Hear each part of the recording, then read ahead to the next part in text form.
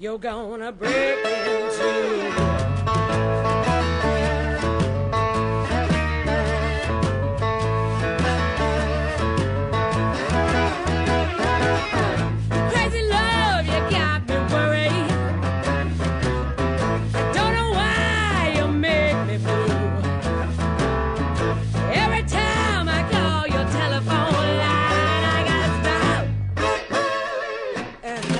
On you.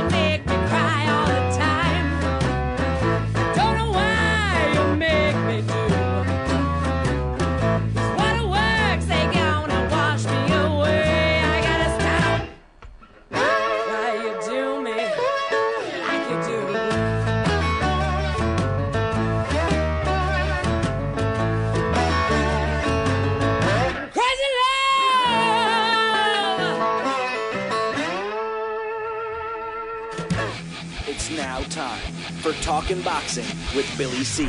It began as a podcast, went live on the net, and transformed into a full-blown empire. Across the web, on Fight Now TV, and on radio stations around the world. It's the only daily boxing talk radio show on the planet, hosted by the only guy with the balls to do it. Many have stepped into the ring. Many have tried to take the belt. And one by one, they've fallen. Another victim of the undisputed heavyweight champion of boxing talk radio. Talkin' Boxing with Billy C. is on now. My style is impetuous, my defense is impregnable, and I'm just ferocious. I want your heart.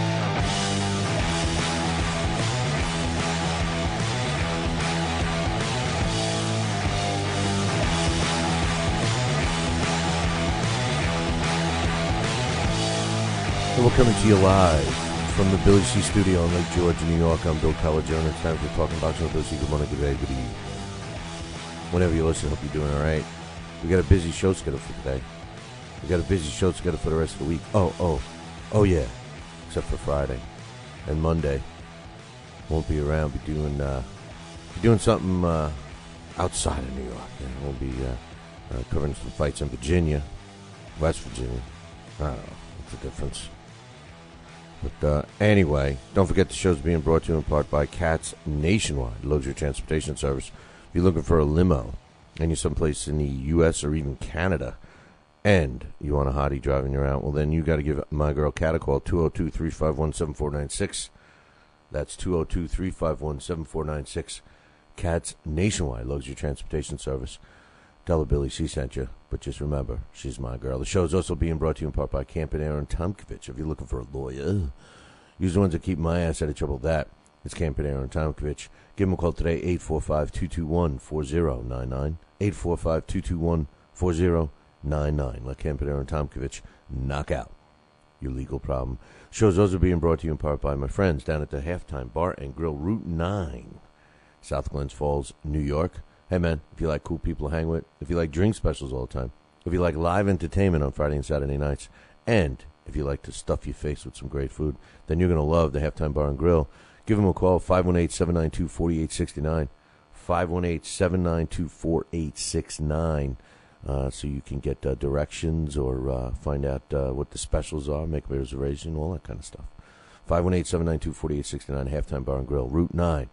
South Glens Falls. And finally, the show is also being brought to you in part by Ringside.com. That's right, for all your boxing equipment needs, there's only one place to go. That's ringside.com. That's where I got my stuff. That's where I get my stuff. That's where you should get your stuff.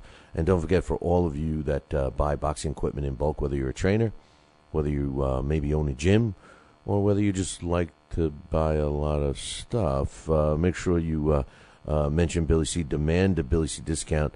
And for those extra people that order the extra stuff, I should say, the people that order the extra stuff, those people that order, drop me an email. I'll get you a better discount, all right? Billy at TalkinBoxing, TalkinBoxing.com for all your boxing equipment needs, ringside.com. Make sure you tell them Billy C. sent you and demand the Billy C. discount.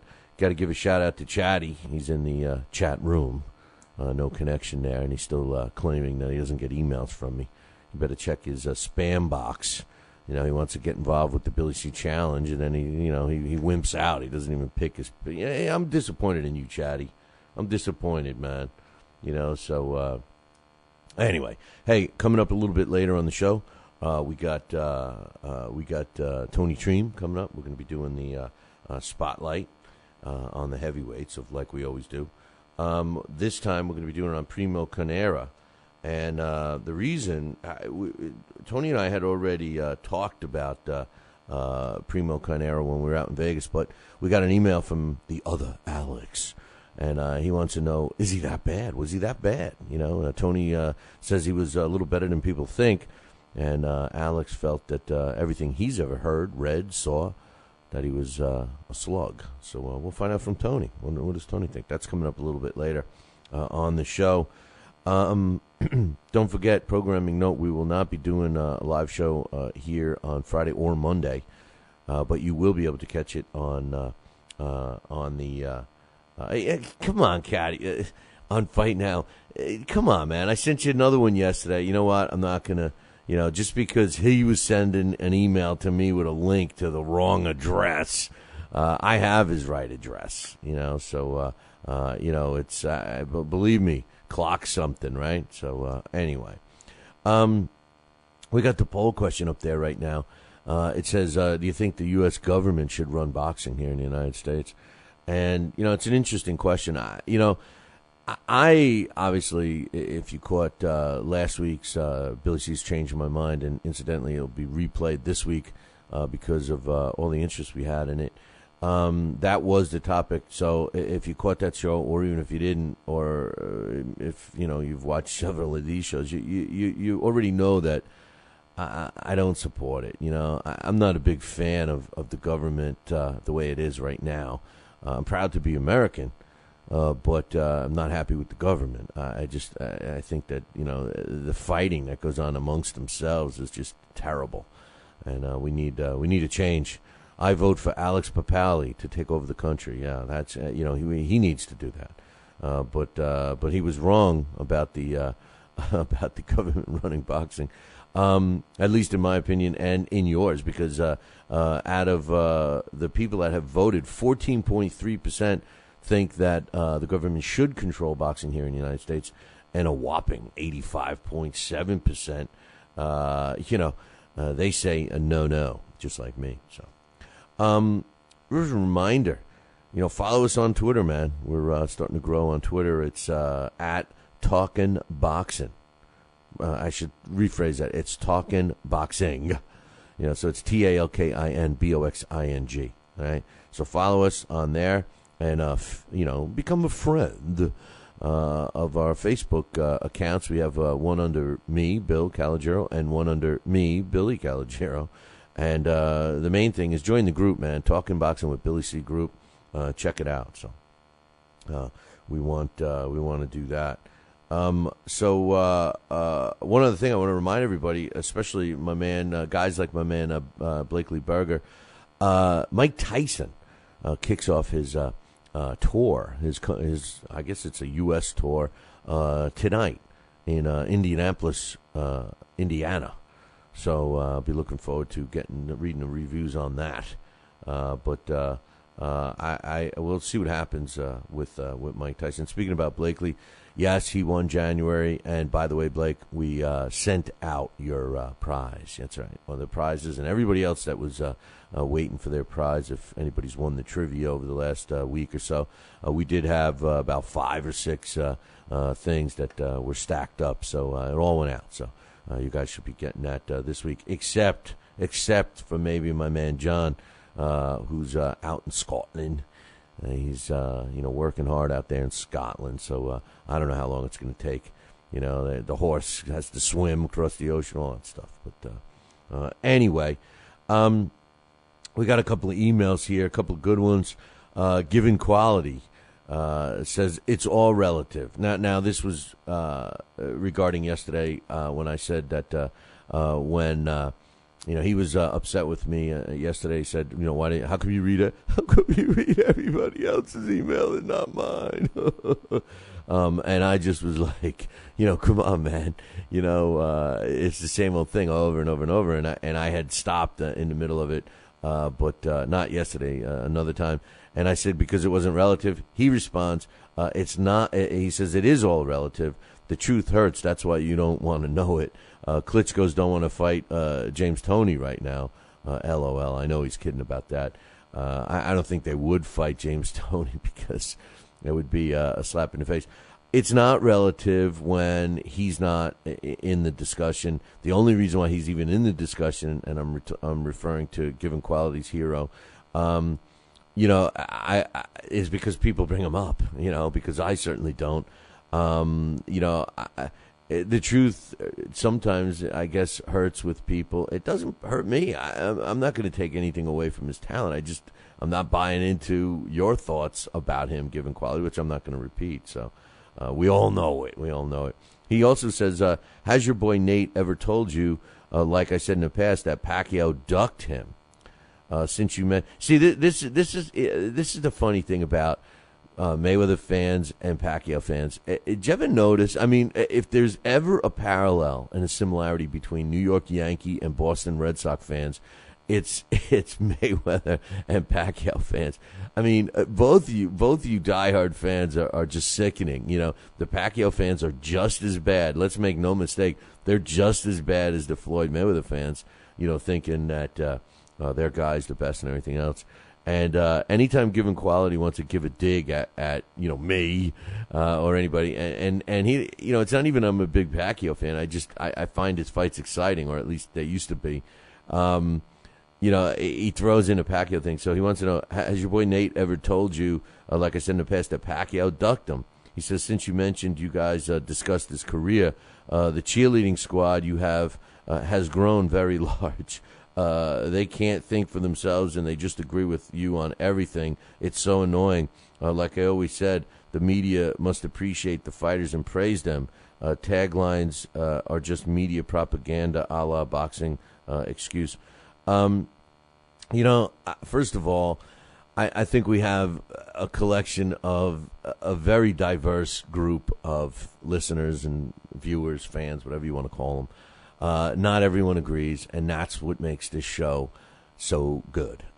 We like to point out other people's opinions and discuss them and break them down and stuff. So, I think you're way off base there. As far as talking about Nate with Manny Pacquiao, he never did. We had some extensive conversations, and he never mentioned that Manny Pacquiao ducked him.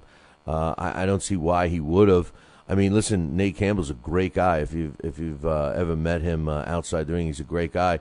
And, he started in boxing pretty late.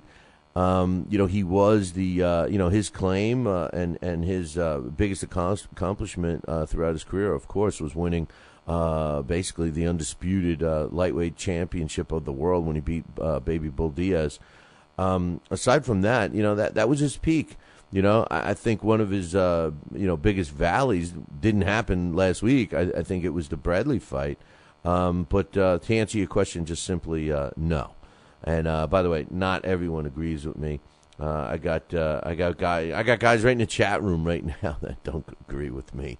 So I don't know what to tell you, but I do know what to tell you right now. We got to take a break, and we'll be back in about 2 minutes. If you're in upstate New York and you need a trucking company, then you need Rosselli Enterprises. Rosselli Enterprises is trucking at its finest. They have it all. Dump trucks, dump trailers, walk-in floors, flatbeds, flowboys, tankers, loaders, and a full line of roll-off containers for any job, big or small. Rosselli Enterprises is also the source for all your sand, gravel, and topsoil needs. Visit them on the web at RosselliTrucking.com or call 315-433-5115. That's 315-433-5115 and tell them Billy C sent you.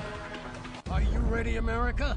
Then let's get it on with Fight Now TV. It's time, fight fans. Your channel has arrived. All the fights, all the names, all the action. From world-class boxing events to mixed martial arts showdowns and other combat sports matchups, Fight Now TV delivers the hits and more. Call your television provider and tell them you want to get it on with Fight Now TV. For more details, go to fightnow.com. We've got a great matchup tonight. Fighting out of the left corner is the #1 ranked contender. No, he is not. I'm sorry, but who are you? I am the IDO computer. I am programmed to provide only fair and unbiased boxing rankings. This fighter is the number 15 ranked contender. Fair and unbiased boxing rankings? That's a new concept. Actually, it is not. The IDO has provided unbiased computerized rankings for many years. Well, we've still got a great fight tonight, folks. In the left corner is the number 15 ranked contender. The IBO, the champion of integrity. Learn more at IBOBoxing.com. Check out BillyCBoxing.com now, or feel the wrath of the mighty mustache. Oh, that hurts. Why are you doing that to my face? I hate you. I hate you. That's BillyCBoxing.com. Consider this your warning. As a young boy, all Billy C dreamed about was one day having his own catchphrase. And we're back. And we're back. One boy, one dream, one day, everyone will say. And we're back. And we're back. And we're back. And we're back. And we're back. And we're back. Catchphrase coming soon to a theater near you.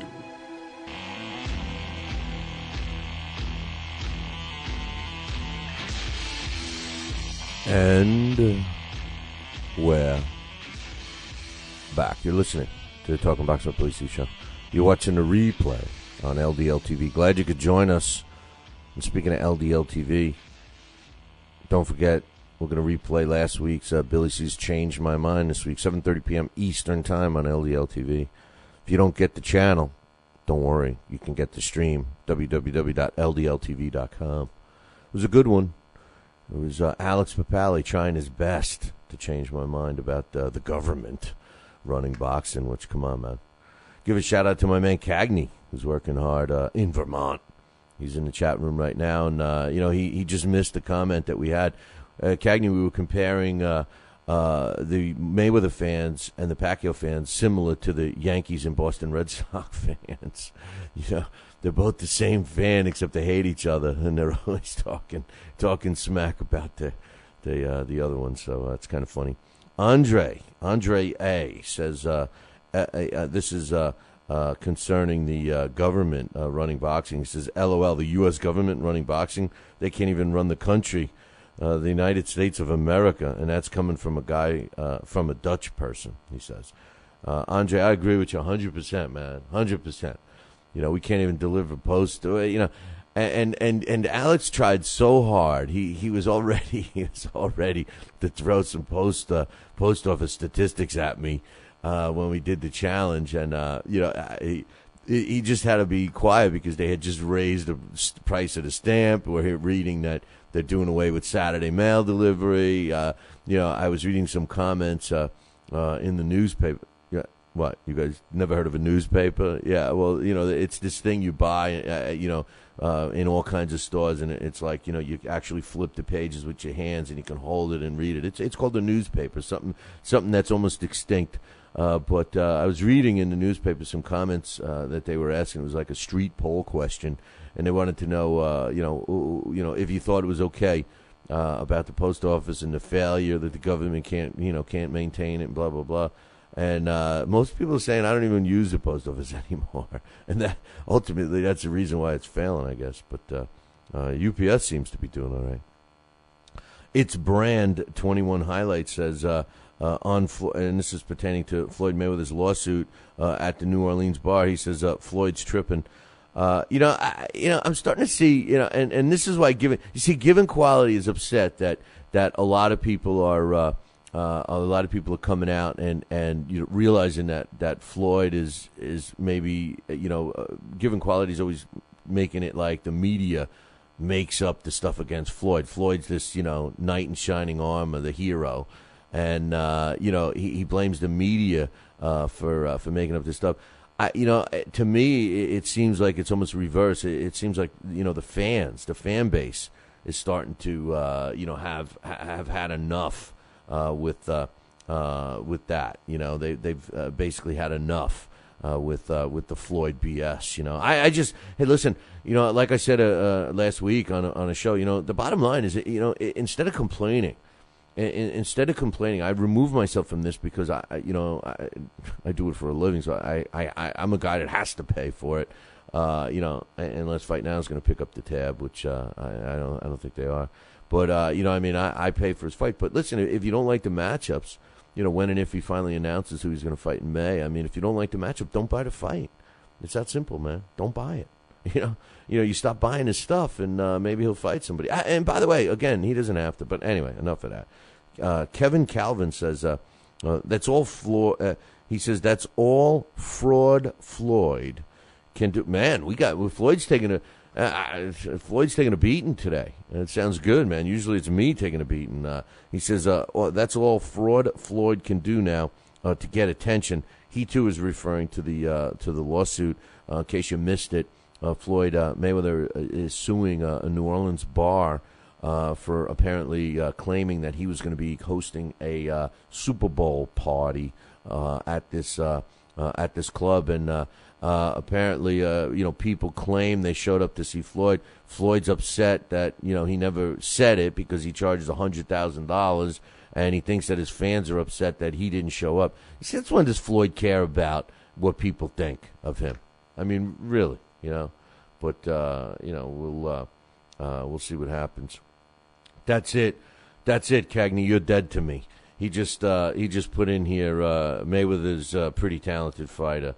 He has to stay out of the media. Just kidding. Kevin Calvin also goes on to say Floyd Mayweather is a waste of talent. His fans are a bunch of wannabe pimps that can't even afford to buy his pay-per-views. I don't know if he's a waste of talent. I was talking about this the other day, yesterday, as a matter of fact. And the thing is that it's simple like this. Austin Colleen, who's got a column on our site, of course, he does a great job. Has a large following. If you ever want to really read a good column, check it out. Boxing by Austin Colleen. It's right on BillyCBoxing.com. He's consistently writing stuff. He's got a good story about a young fighter that's fighting out of New Mexico right now. But we were talking about the discussion we had last week about Carmen Basilio and Floyd Mayweather and J-Man, who's in the chat room right now. This is a guy that got all over me, jumped all over me about that statement I made that I felt that Carmen Basilio could have destroyed Floyd, and I do mean destroy Floyd. And he got mad. He thought I was kidding and everything else. Well, anyway, that discussion has carried on. And Austin and I were talking about it, and he laughed too, because, we understand what Floyd would have done, and he would have tried to pick his shots. He would have tried to incorporate his defense and stuff like that. However, you got to look at some of Carmen Basilio's, and I don't mean to be praising Carmen Basilio. It was just that it was fresh in my mind because I had just rewatched the Tony DeMarco fights for Scotty and my segment on the Greatest Fight Series. And I couldn't believe, I honestly had forgot, but I couldn't believe, number one, the chin that Carmen Basilio possessed. And Tony DeMarco was landing some shots that would have, knocked out a Klitschko, it looked like. I'm just using that, I'm kidding. But some powerful, powerful shots. And, Carmen Basilio took him. And, so right off the bat, Floyd's not going to hurt him. So then you say, well, Floyd had the hand speed. Floyd has the defense. Floyd is a great counterpuncher, which is all true. And, he'll pick Carmen Basilio apart. Well, the difference between Carmen Basilio and, let's say, a fighter of today's era, if you want to even put a Manny Pacquiao in there, the reason why Floyd does so well, in my opinion, against these fighters is because they don't possess some of the fundamental skills that the fighters of yesteryear did, like head movement. If you watch Carmen Basilio, the guy's moving his head. He's not that easy to hit. So what makes Floyd so effective is his accuracy when he punches, right? I mean, when Floyd counterpunches, he lands. I mean, how many times have we seen Floyd, masterfully dodge a punch and then come back with a counterpunch and just land it like square? If somebody drew an X on where Floyd wanted to put this punch, that's where it lands. But we have to consider that the fighter that he's landing the punch on doesn't move his head, is coming at him in a very robotic way most times, and it makes Floyd look, so good. How would he fare? And this is what we were talking about last week. How would he fare in an era, even though we can't really do this, but, hypothetically, how would he fare in an era where the talent level was much higher? Or better yet, how would he fare if he was fighting the top fighters instead of the ones he won? So, you got to put it in perspective. By today's standards, he's the best. By yesteryear, I don't know. I mean, when you talk about heavyweights and people make the argument about the size issue and the Klitschko's and Lennox Lewis and stuff, they have kind of a valid point with the size. A good big man will beat a good small man. We hear it from Coach K all the time. But when you're getting into other weight divisions where, the size is kind of controlled, the weight is clearly controlled, but the size is relatively controlled too. Maybe it's not the same, so anyway, Nick Espinoza says, I'm glad people are finally realizing Floyd is, oh man, I tell you what, I don't think we've ever had so many people collectively talk against Floyd. And it just goes to show you, I think really, all kidding aside, I think the general public for boxing is just, there are some quality fighters out there. And I think that the voice right now from you guys, the fans, is that you want to see more of them. Forget about this crap. Forget about waiting and wondering and all this stuff about who. Anyway, Nick says, I'm glad people are finally realizing Floyd is just a made-up comic book figure that's not real. Friends, family, and me will never buy one of his fights, period. Okay, that's cool.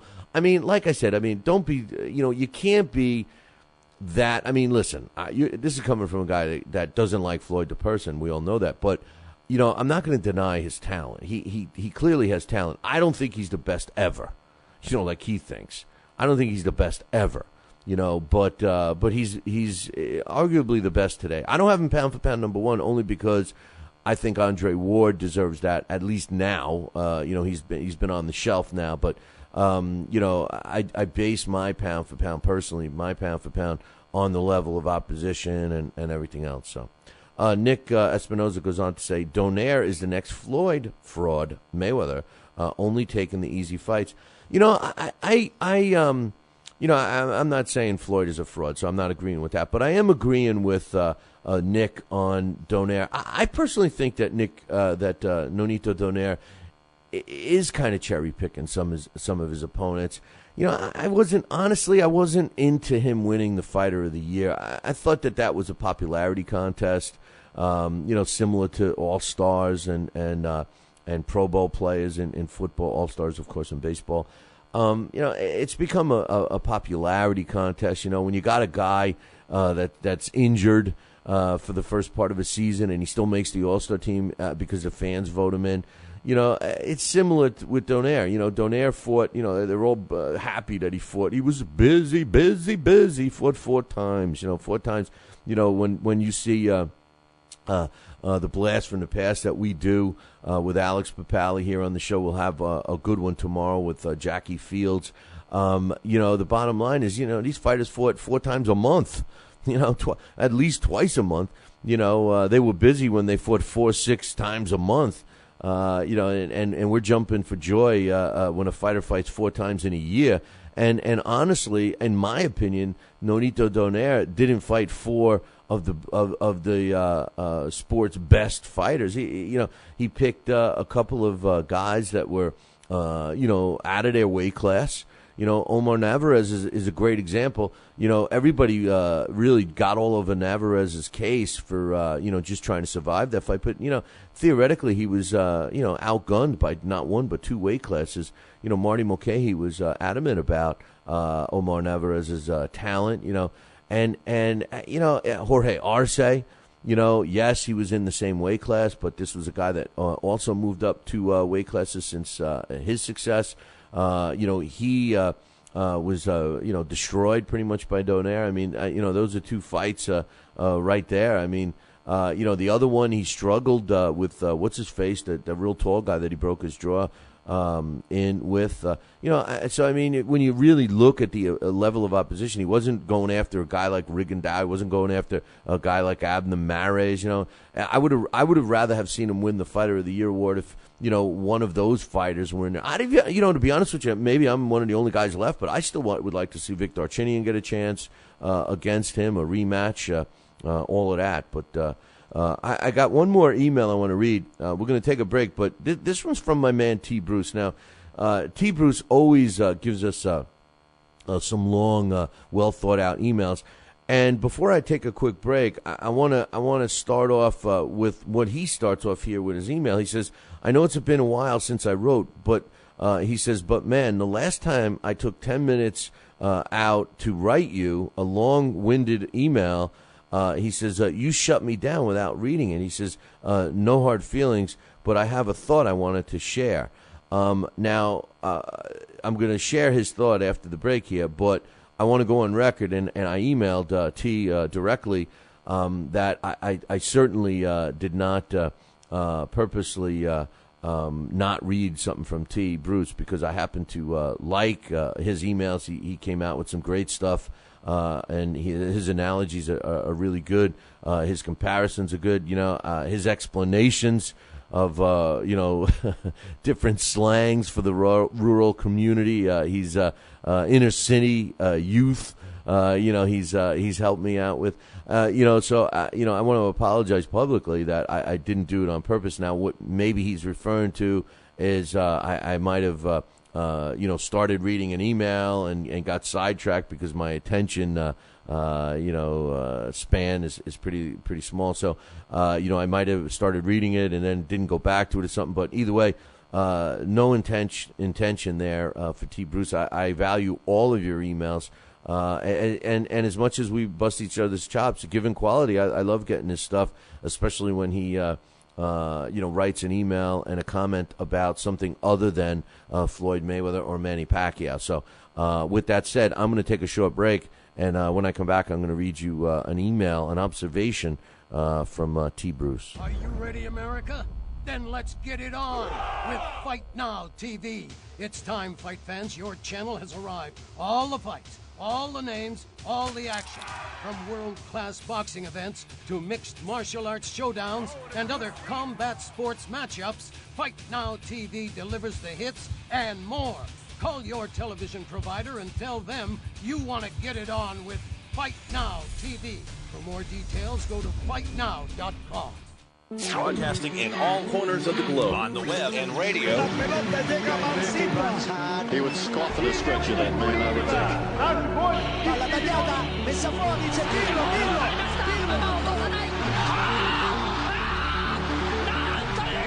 think. You're listening to Talkin' Boxing with Billy C. From upstate New York in the good old US of A. Boxing is here to stay because we are here to stay. The best 2 hours of boxing talk on the airwaves. Hey, fight fans, check out KOFantasyBoxing.com. KO Fantasy Boxing is boxing's only trademarked fantasy game.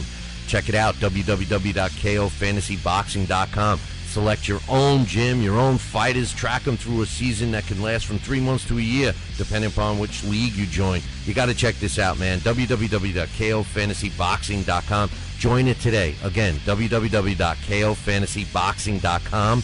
And tell him Billy C sent ya. Now back to Talkin' Boxing with Billy C., the only radio host man enough to take a punch from Mike Tyson. Wait a minute, man. Hold on there. Jeremy, man, I need you to take this one, all right? Wait, what? No way. I can't do this. Need I remind you I'm Billy C., damn it? Now put on that mustache and get in there. Hey, look at me. I'm Billy C. Crap.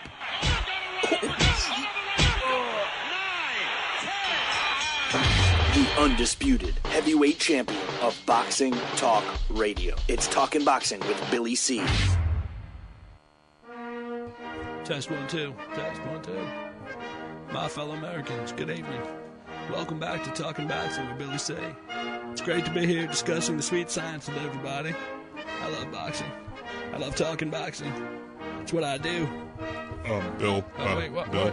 Why are you interrupting me? What? Wrong. What's the problem? Billy What? C. I did not have... We're gonna have to ask you. Wrong speech. Leave, What do you mean wrong, Billy C? What's going on here? Fine, I'll go. I just wanted to talk some boxing on TPSradio.net. That's all I wanted to do. I don't need your damn show. I'll get my own talking wrestling with the other Billy C. Yeah, that sounds good. I've always been a Hulkamaniac anyway. Broadcasting live, brother. Welcome back to Talking Boxing with Billy C. on the mighty TPSradio.net, brother. What you gonna do, brother?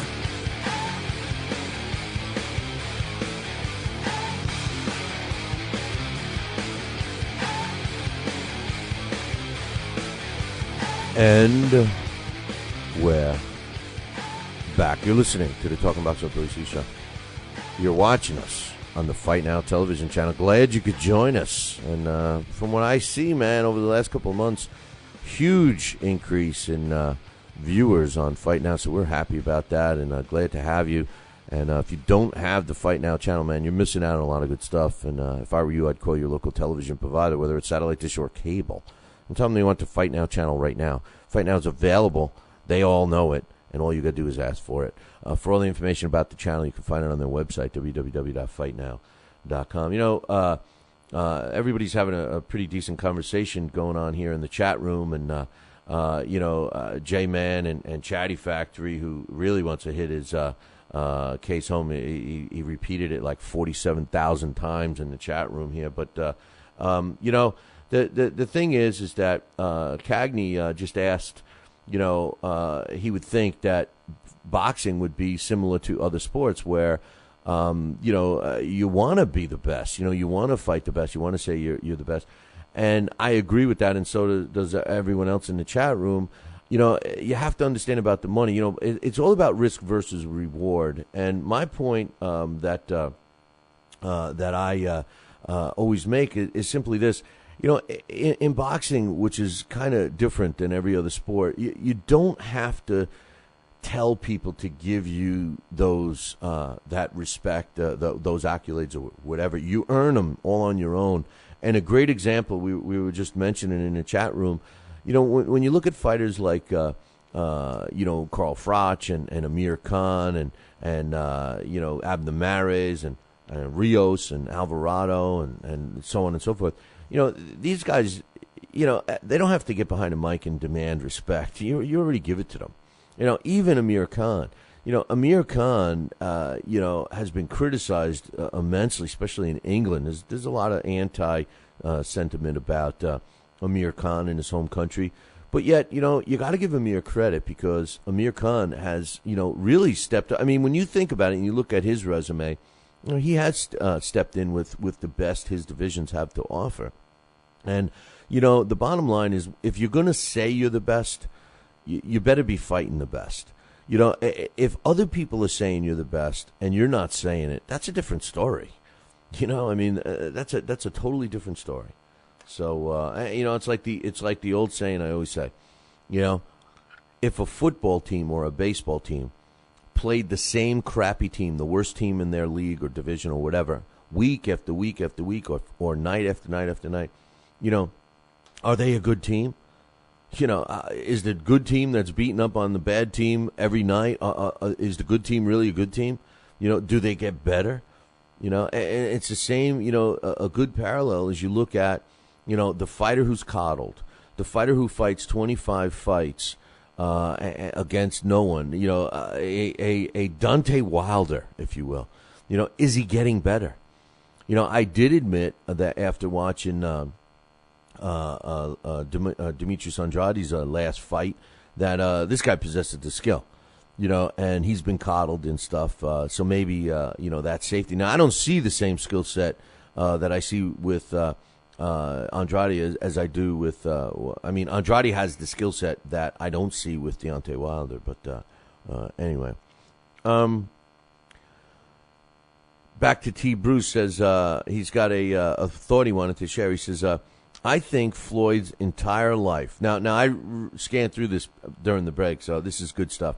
He says, I think Floyd's entire life. It's the Floyd show today. Everybody's got a comment on Floyd. He says, I think Floyd's entire life, people have been putting this pressure on him, saying how he's the best and unbeatable. Over time, Floyd started to really believe this and that he was unbeatable. So at a point, it became this situation where people automatically say he would dominate and beat certain guys easily. But the fighters that Floyd ducked would have actually beaten Floyd easily. He says, if you look at Cotto versus Judah, there's no way Floyd would have beaten that Cotto. It would have been like Mares fighting Marino. Floyd used to be skinny, scrawny. He says, Floyd used to be skinny and scrawny back then, and I really believe that Cotto would have bum-rushed the dog crap out of Floyd. I believe Floyd's lack of power would have caused a similar issue against Margarito. Based off of a shot, Cotto landing slow lefts on Floyd, Pac-Man's power, speed, and output would have caused major problems. Now, I believe that he's referring to, Pacquiao a couple of years ago. And that's just my assumption. He says, I believe Robert would beat Floyd as well. I'm not saying it's right for Floyd to duck, but what I'm saying is I understand him being a scary little biatch. He says, if everyone is going around saying Floyd will beat Pacquiao easily, and Floyd knows that that's not the case, and Floyd knows that after he loses to the guy they predict he'll dominate easy, it would be humiliating to him. He says, I just finished arguing with Floyd fans who say Floyd would beat the Ghost easily. They have no idea how much pressure they're putting on Floyd. Is it right for Floyd to duck and dodge? No. Can I call him the best ever with him ducking? No, but I can totally see myself being in his position and everyone expecting me to dominate these guys, while I know in my heart I can't win, so I ducked a fighter. T. Bruce says, I remember I used to be known as the best freestyle rapper in high school, and everybody worshipped me. They didn't realize that I was in rare form every time they heard me rap, but they always begged me to rap. When I knew I wasn't sharp on a particular day, I would make an excuse like, well, if I rap like now, I'd go hard, but I ain't going to do it. I'm not going to put on a show for you all today, etc. He says, I had to duck and dodge sometimes. Again, I'm not saying it's right for Floyd to duck, but what I'm saying is I kind of get it. He's not unbeatable, but he's been told that his whole career. He slowly bought into it, and he started bragging about how he is being unbeatable. Now, because of all the bragging, when he loses, it's going to be humiliating. I couldn't agree with T. Bruce anymore. It is going to be humiliating for him. It's going to be humiliating for the fans. I still, and I've said this many times, and we've gotten the emails from the Floyd Mayweather fans who said that, I said, well, what's going to happen if he gets an O? If his O goes, what's going to happen? Are people still going to like him? And, a lot of fans came to his defense and said, yes, I love Floyd Mayweather. It doesn't matter if his O goes. A guy like Given Quality says the O only matters for a guy like Floyd. Given Quality puts Floyd on this pedestal, thinks he's the best ever, throws the sweet science in your face and everything else, and says it's only relevant for him.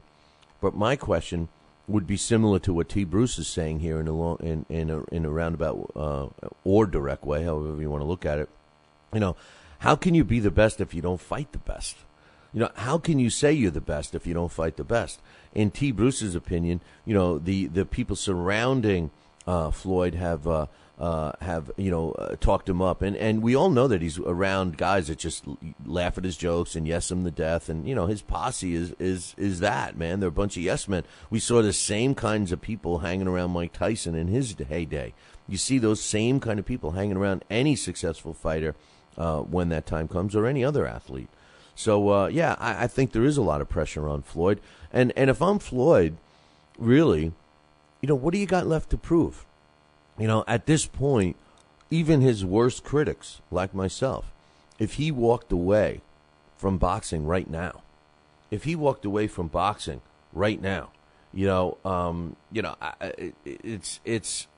the bottom line is that you can't. How much criticism can you give him? I mean, you could say he ducked Margarito. I feel he ducked Margarito. I feel he ducked Shane Mosley early in his career. All those things. But you know what? He still walks away with an O. His last two fights were exciting, be as it may. They were, picked against, he kind of picked, the right fights and everything else. But, boxing's about risk versus reward. So great email and great point from T. Bruce.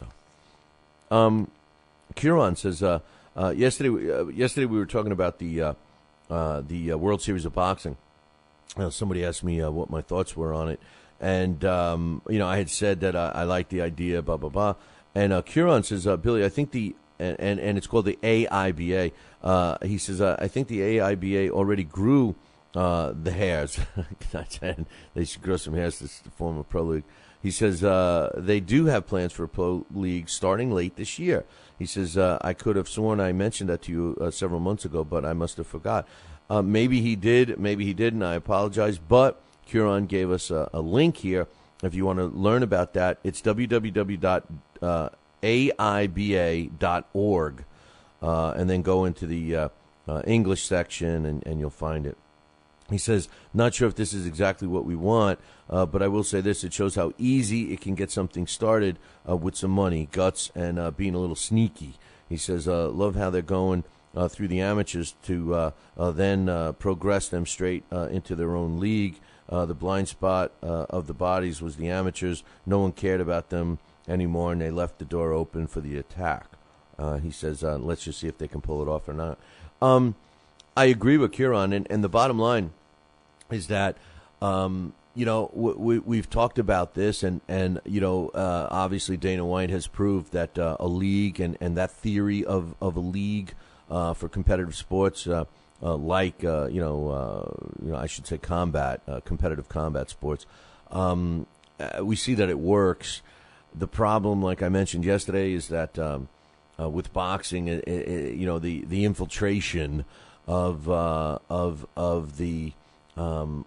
the sanctioning bodies and the promoters and blah blah blah, would prevent it from migrating over. You need the fighters, you need the core of fighters, and Kieran's point here, where they kind of went to the amateurs and swayed them to join this World Series of Boxing.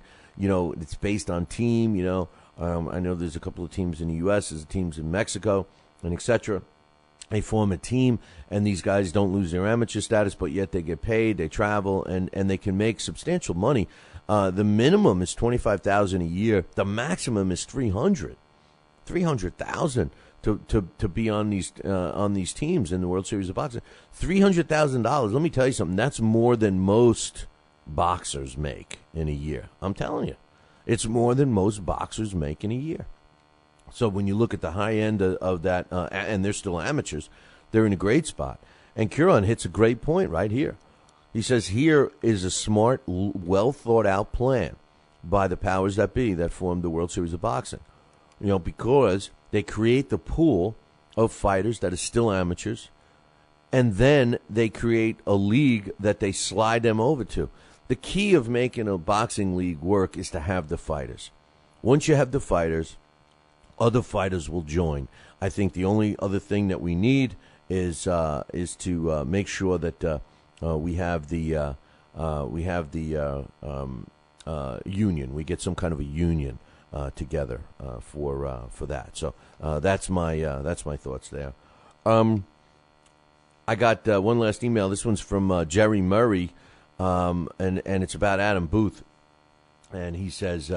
My man Coach K is in the chat room right now, so we'll see what.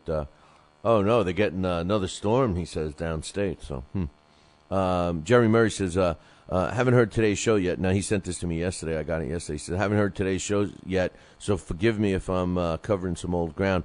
The topic is Adam Booth. Ironically enough, we did talk about Adam Booth yesterday. He says, you may remember a few months back I emailed you about Amir Khan's search for a new trainer.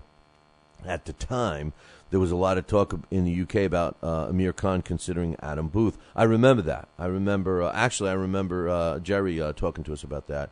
He says, my point was, given the style of Booth fighters, it wouldn't be such a bad idea as they generally go in with a well-thought-out plan and execute it. On the surface, it would appear that would have helped Amir Khan.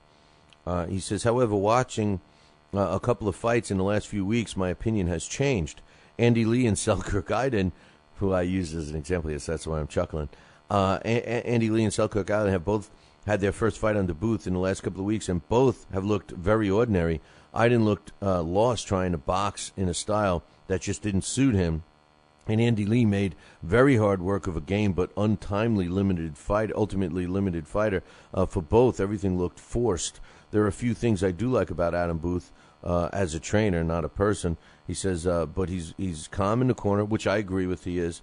He doesn't overload the fighter with instructions, and he's clearly the man in charge. I agree with those two points, and those are very, very good points to make about Adam Booth, and they're also very strong things that a trainer should have. A trainer should only discuss a couple of things. So I like those attributes of Adam Booth as well. He says, you don't hear 10 other voices shouting out instructions for his fighter. Unless you take in what's being instructed. However, after the recent fights, I'm starting to think this all counts for nothing if he's given the wrong instructions. He says, I'd be interested in hearing your opinion as to whether Booth has been lucky with his two talented and relatively intelligent fighters in Hay and George Groves, or whether one fight is just too early to judge him and his ability and changes to established fighters like Lee and Aydin. I did talk about this yesterday, Jerry, and the bottom line is you make some great points about Adam's, positive things about him. He is very calm in the corner. I think that's critical to a successful corner. He is the only voice speaking, which I also think is successful in the corner. And he also only gives out a handful of instructions, which I also think is very important for a fighter. But I think that, and I said this yesterday, but I'll say it again, I think that Adam Booth's problem is he's an extremely one-dimensional fighter. Andy Lee, you put an asterisk next to it because, Manuel Stewart was trying to show him how to box and everything else. I just don't think he, Andy Lee's a great guy. I just don't think he has the, smarts for it, but that's I don't know. I mean, I've talked to Andy Lee. He's one of the nicest guys in the world, but as far as the science of boxing, I don't know. I just think he's more of a brawler. But anyway, I think it was real apparent with Adam Booth's lack of boxing knowledge in terms of being outside that one dimension of that David Hay style and the George Grove style. I think that was evident in the Selkirk Aydin fight. Selkirk Aydin, there was no way in hell that this guy should have been boxing. Selkirk Aydin was a feared fighter when he let his hands go and attacked, and Adam Booth had him not doing that at all. As a matter of fact, was telling him to refrain from it. If I didn't know any better, I would have thought that he was actually, put a side bet on the other guy or something. So I think in a nutshell, what we have with Adam Booth is a one-dimensional trainer. And I use the comparison to a good friend of mine, Kevin Rooney, who is also a one-dimensional trainer. If you look at Kevin Rooney, he teaches all his fighters, whether they're tall, whether they're short, whether they're fat, whether they're skinny, whatever, the same style. And he happened to have come across a great match with him and his style in Mike Tyson early on, just like Adam Booth found a great match for his style, and that was David Hay. Great emails today. We got some news that we got Jason Velez. Now, we just talked about the fight that was announced yesterday officially. It was actually announced over the weekend, but yesterday it was announced officially that Daniel Ponce de Leon will be fighting Jason Velez in March on March 2nd in New York at the Apollo Theater.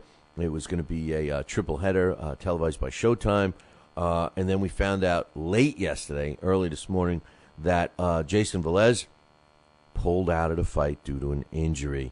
According to his team, he was walking with his family, not even training. He was walking down the street and stepped onto an uneven part of the road. You know, I'm picturing like, you know, an earthquake happened right under his feet or something. I don't know, but he says he stepped on an uneven part of the road and twisted his ankle and has been ruled to be out of the ability to train 4 to 6 weeks. We don't know how it happened. He wasn't running. He wasn't doing any exercise. It's sad. This was a great opportunity to fight in front of his Puerto Rican people in New York on Showtime, but it happened. So we don't know what's going to happen with the rest of the card. So far, initially, it looks like it's still going to go on. Richard Abril and Sharif Bogheri, first-time Bogheri's really stepping it up, could move to the main event. And Gary Russell Jr.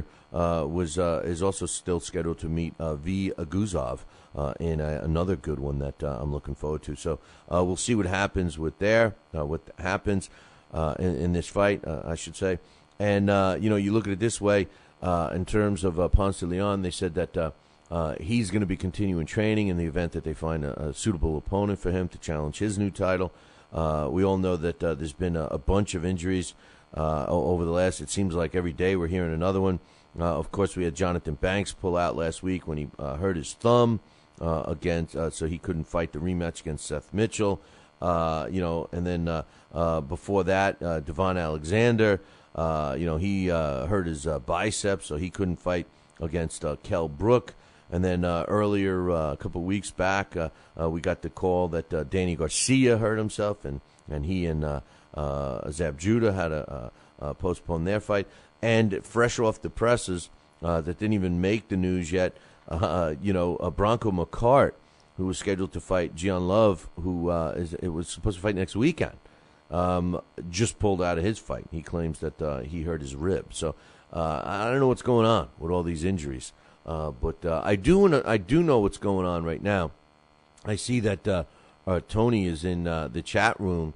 I'm sorry, he's in the queue here, and we got a heavyweight spot now. I instead of going on a normal break, I'm going to take a real short one, and then actually we're just going to go right to Tony. Let me just shift gears here, and we'll get to Tony because we got a heavyweight spotlight coming up.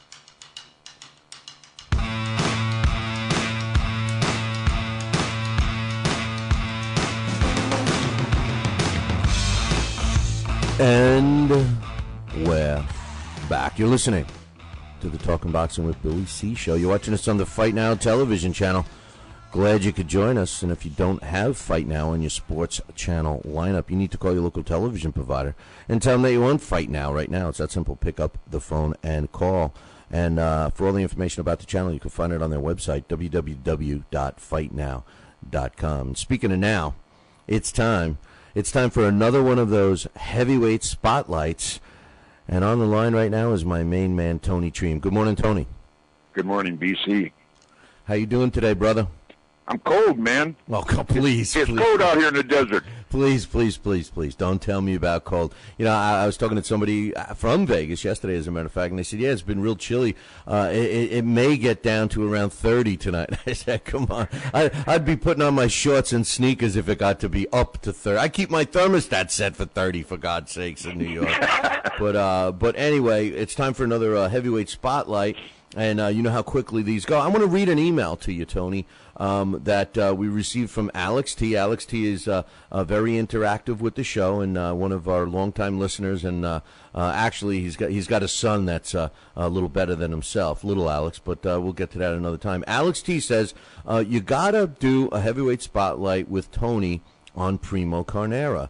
He's mentioned once on your show that he thought Carnera was very underrated. That goes against every other source of boxing history reports on Carnera. He says, in fact, the more I read about Carnera, the worse I think he actually was. I'd love to hear Tony's take on it. So, as a result of that, I decided to ask you to do a heavyweight spotlight on former world heavyweight champion Primo Carnera. Why do you think he's underrated, man?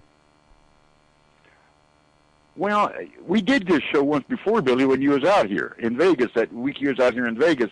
But you know, I'd like to tell Alex, you know, if he really feels that Carnera's that big of a bum, he needs to get Joe Page's book, The Life and Career of Heavyweight Champion Primo Carnera. And that would enlighten him a little bit more. But Carnera won the heavyweight title in 1933, I believe. Against Jack Sharkey. Yeah, in a 6-round knockout. He knocked him out with an uppercut. And Carnera successfully defended his title twice during his reign as heavyweight champion. And in those two defenses that he made as the heavyweight champion was more than Max Mellon, Jack Sharkey, Max Baer, James J. Braddock's, all the heavyweight champions between Gene Tunney and Joe Louis acquired combined. You know, and nobody gives him credit for that. Yes, he was one-year champion like Carnera, like Braddock and Max Baer and Max Mellon were only one-year champion, but they only defended their title one time and lost. Carnera defended it twice. On his third title defense, he lost it to Max Baer. And Billy, I got to ask you this because I'm not sure, and I'm not real familiar with the New York trainers and managers and stuff, but he had a trainer or a manager named Billy Duff. Carnera did, right? Mm-hmm. Okay, who was the other guy with him that was involved with Carnera? That was from New York, and they're saying these two were mobs, belonged to the mob, and I'm not familiar with their names in being involved with the mob. Are you? Well, those two I'm not familiar with. Well, here's the correct answer for that. What mob? There's no such thing as a mob, you know. So, actually, I don't know. And for all kidding aside, I don't know. I know nothing. I know nothing about this, you know. But the truth of the matter is, I am not familiar with his trainers. I think that, you know, just getting off the trainers for a sec, I think that some of the storyline behind Primo Carnera. And the connections with underworld activities and the rise to the top and some of these fights and stuff, I think a lot of them were perceived as truth based on The Harder They Fall, the book and the movie, of course, and that was, you know, based on Primo Carnera's life, and I think that's the illusion that a lot of people get. My question is, you know, putting the heavyweight championship aside, you know, all those other fights that he had, which, you know, were 70-odd fights, you know, when did he prove, you know, on his rise to the top before he got that shot against Jack Sharkey in June of 1933, you know, was he showing that he possessed the boxing skill that, you know, you could back up by saying that this guy was better than people thought? Okay, let's look at it this way. You know, and it's the only way I can really look at it. You know, Primo Carnera, before he came to America, and he opened the gate up for the Italian Americans to start fighting in America. He's the one that because there's all Irish before that. And I think he had do you have his record in front of you?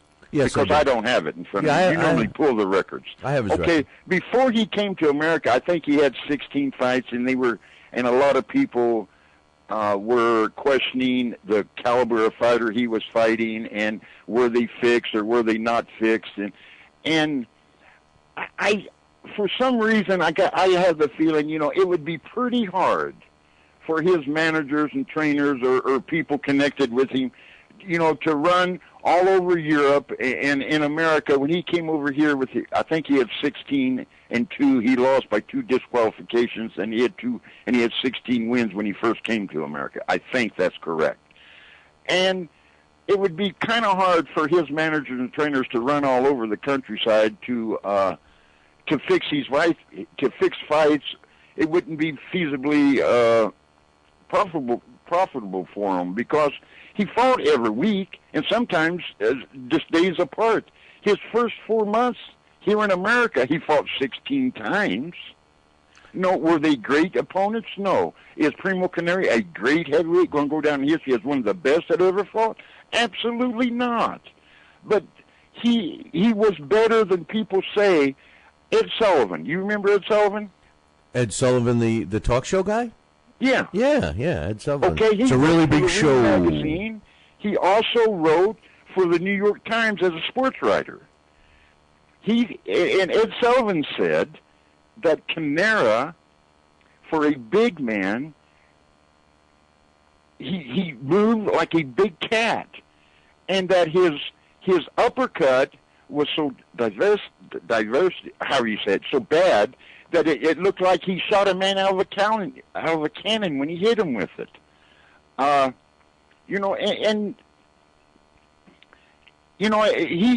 Canara, he had good footwork, they say. I've seen films of him, and he did move pretty good. His ability in the ring was not great. They say he had a glass jaw, but he was only knocked out one time that I can remember. He was knocked down several times, but he beat the count. It's to say that all his fights were fixed and he's a bum. I can't say that. He fought some great men. He fought Fritzie Diner, Young Stribling, Chuck Wiggins, K.O. Christener, George Godfrey, Bobcat Wright, Jim Maloney, Jack Sharkey, Keen Levinsky, Larry Gaines, Joe Gross, Art Lanke, Ted Sandwina, just to name a few. And he killed Ernie Shaffe, and in the ring, and Tommy Laughlin, Max Baer, and he fought Joe Louis, and he fought Leroy Hines. Those aren't bums. And you've got his record. I'm sure he fought more notable fighters.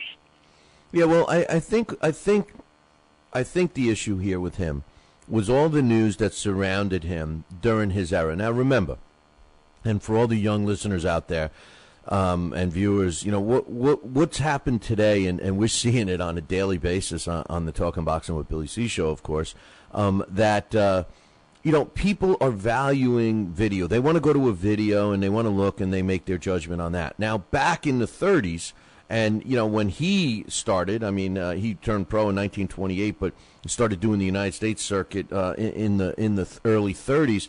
They didn't really go on TV a lot in the beginning and everything else. They basically went from town to town, and they would go in and beat up the local tough guys, and that's how he amassed his record. When you ask, about, being allegations of being fixed and stuff, and you're right. When you say, well, how could somebody have, fixed all of those fights and everything? Well, the thing is that the money that's made and when a successful fix is in, or a successful, I'm going to build up a fighter and make money off of it based on, shenanigans, illegal stuff, the way it works, it would be to position him for the world title and win that title, and then bet against him when he steps in and fights that real fight, which would have been the Max Baer fight.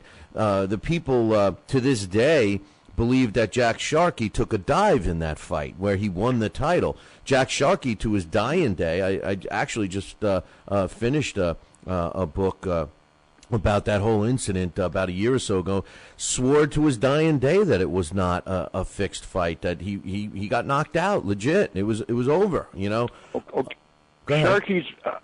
Sharkey's manager, Johnny, I think it's Berkeley, claims that he saw that divesting uppercut that Canara threw, And he swore up and down that night in the ring that Canara had a horseshoe in that glove.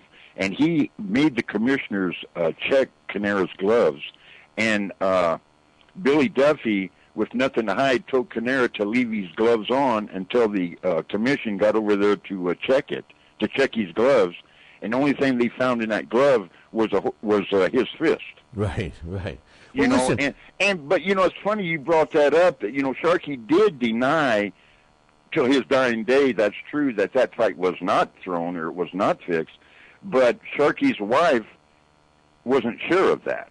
Well, that was the big contradiction. She had went on record saying it was, but he said no. He said it was not. And I think that is when the negativity about Primo Carnera and what we see today really started to compound. They looked at him as the example of a fighter being handed cupcakes. And this is the model, you know, you build up your record, then you get a shot at the title, you win the title, and, you know, you can make some money.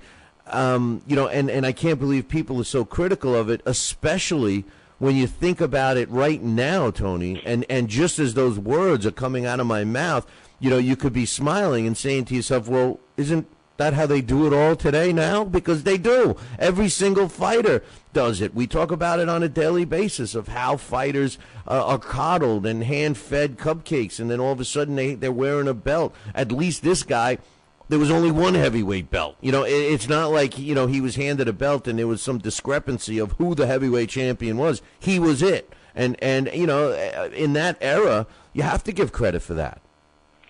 You bet. And Nino Benvenida, I'm going to read something.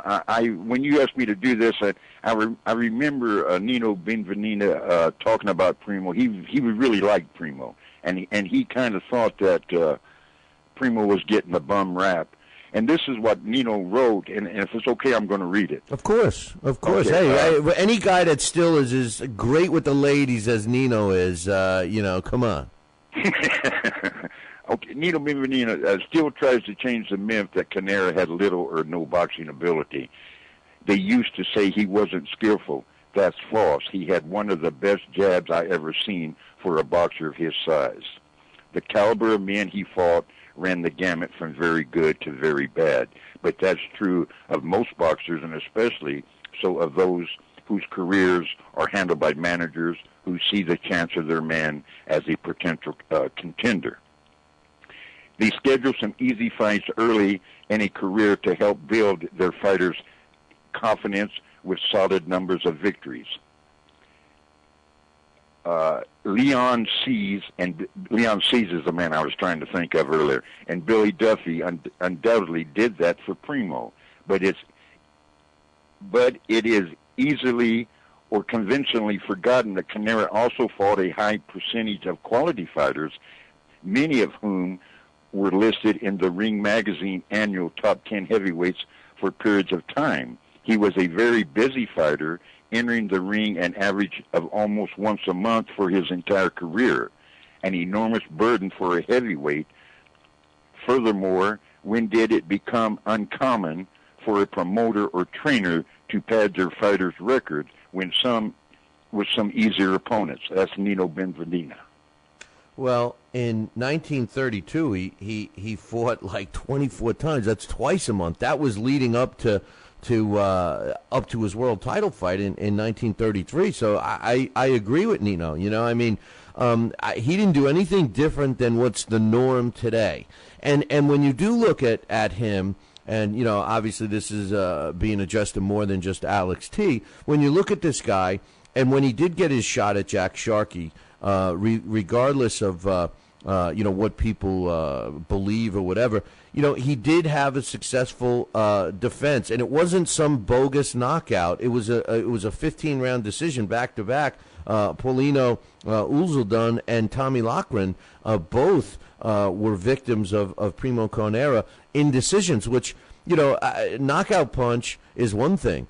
But to go 15 rounds, that you got to display some kind of boxing ability. And let's not forget, at the time he was a monster, 6'5.5", you know, weighing 260 pounds. You know, tail of the tape. Just to compare him with with who he ended up losing his title to with Max Baer. He had almost 50 pounds on Max Baer. Max Baer barely weighed 210. But the other misconception is how many people thought that Primo Carnera was, a foot taller than Max Baer when actually he was only about 3 inches. That's true. And Max Baer was really concerned about this fight from sources I've read and have studied on Max Baer. His training wasn't going real well, and Max Baer went to San Francisco and hired Dolph Thomas, which was a well-known trainer and had the Turk Street Gym in San Francisco, to train him. And Max Baer credits Dolph Thomas for his victory over Max Baer. Even though Baer knocked him down 11 times, Primo got up 11 times. Exactly. And Baer never knocked him out. The referee stopped that fight, and Baer won the title on a TKO. But Baer didn't take that fight lightly at all. And if Primo was that easy and that big of a bum, and as hard as Max Baer hit, why would Max Baer be worried about Primo Carnera? Carnera is better than Jess Willard, and Jess Willard was a great big fighter, so people say. Not great. He was an average fighter. But, they don't badmouth Jess Willard, the guy that Jack Dempsey beat for the heavyweight championship, but they badmouth Carnera. It don't make sense. Carnera was a good businessman. He was a smart man. The mob screwed Primo Carnera. He was broke, became a wrestler, made good money. When he quit wrestling, he was a businessman. He owned restaurants and he owned liquor stores. He went back to Italy where he died. He built this big villa, which is still there today. His daughters run it, and they got a big, beautiful museum of Max Baer with his championship belt and his whole career in pictures and in stories of Primo. So, I don't think people give Carnera a lot of credit when he should get it. Was he great? No, he wasn't. I mean, he's only in 2 Hall of Fames. He's not in the International Boxing Hall of Fame. But Max Baer, Jack Sharkey, Max Schmeling, and all the others are in there that held titles the same length of time that he did. He's only in 2 Hall of Fames, the American, Italian, and the World Boxing Hall of Fame. But, Billy, I really don't think he's as bad as people say. I just can't believe that. Well, you mentioned Jess Willard. Jess Willard's another guy. When we're talking about heavyweights and size of heavyweights, the 2 names that always come up is Jess Willard and Primo Carnera. And when you look at Jess Willard, as big as he was, obviously, his success in the ring, he was actually an inch or so taller than Primo Carnera, but he was 30 pounds lighter. Which gives you the idea of how big this man really was, and that, being that big, he did have some movement and stuff. And it's an interesting thing when you look at his record, and if you look at it from the time that he won the world title in 1933 against Jack Sharkey. Yes, he had the 2 successful title defenses, and then when he fought Max Baer in 1934, he lost. But when you look at the next part of his career, his next 9 fights, he went 8-1 against decent opposition. The only loss that he had in those 9 fights was against some guy named Joe Louis, which, we're talking about Joe Louis. Now that's a bum. Yeah, well, we're talking about Joe Louis in his prime. I mean, you're talking about Joe Louis in 1935. You're not talking about, so he gets knocked out by Joe Louis. That was not, I said that the next 9 fights, but that wasn't like he had 8 of them and then fought Joe Louis and got knocked out. No, he had a couple of wins, then he fought Joe Louis and got knocked out, and then came back with another 5 wins until he lost 3 fights in a row, 2 by knockout in 1936, which he ultimately retired. Then what a lot of people don't realize is he took 8 years off before he came back. And when he came back, he fought 6 more times and won 3 and lost 3.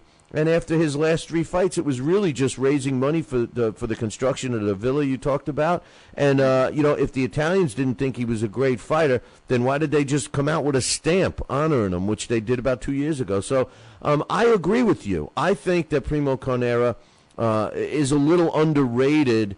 And if you use the same terms that we use today for Primo, and that is he fought everybody that was available to him at the time, then he should get the accolades. And you're right, he's one of the only heavyweight champions of that era when there was only one heavyweight champion that's not in the Hall of Fame. So obviously people that make the difference and cast the votes all must agree with Alex T that he's overrated.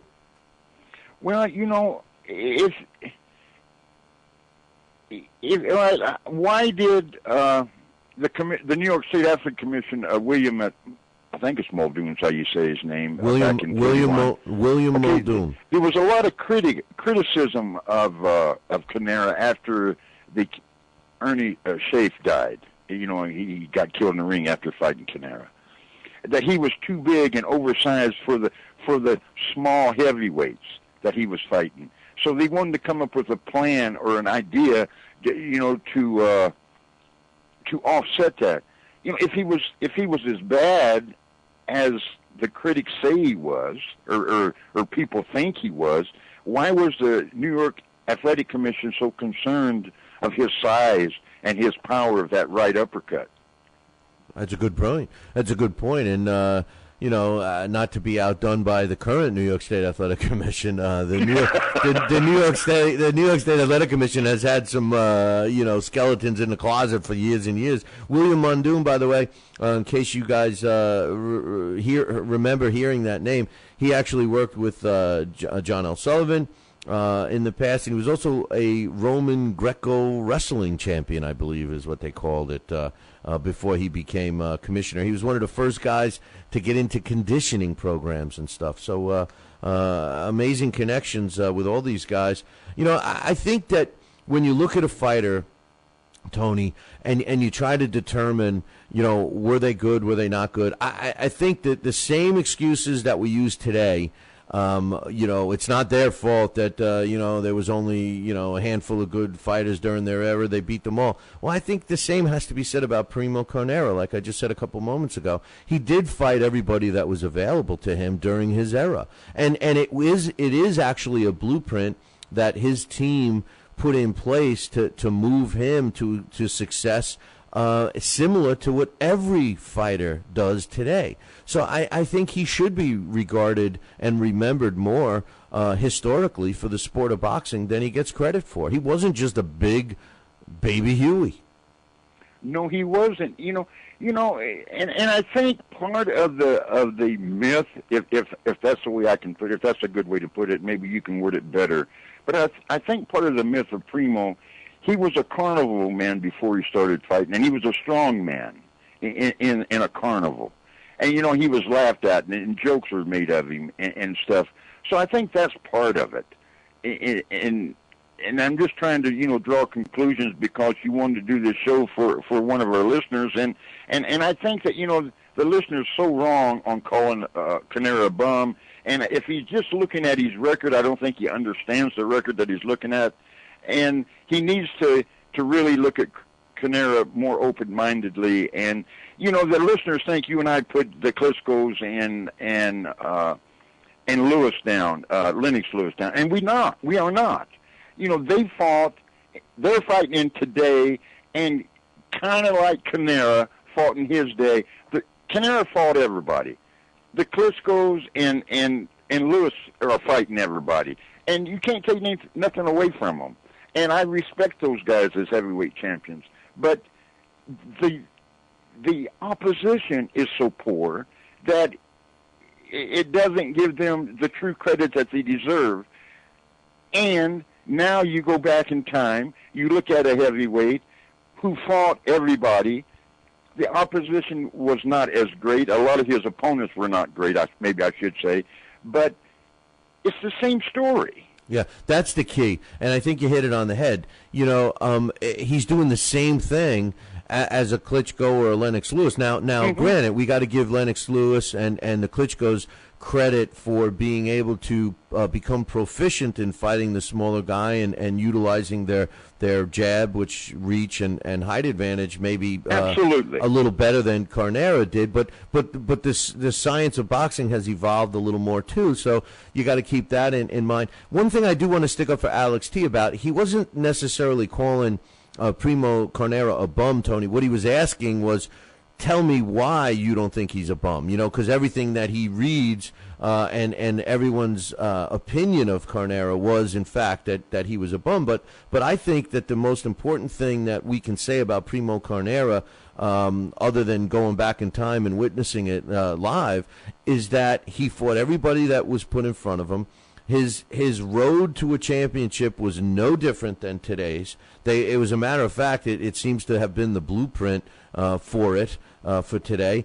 And he continued with his career after losing the world title and was, for the most part, pretty successful, except for some guy named Joe Louis, So, and then Joe Louis's reign, the heavyweight division was a little better. I find it interesting that you brought up, and that's something I never knew, that the New York State Athletic Commission was ready to try to incorporate some rules because they felt this guy was too big, which was an advantage over other heavyweights of the time. And I find that fascinating because today it's the complete opposite. They want to have another division because they feel that the guys are too big for these opponents as well. So I mean, it's what goes around comes around, it looks like.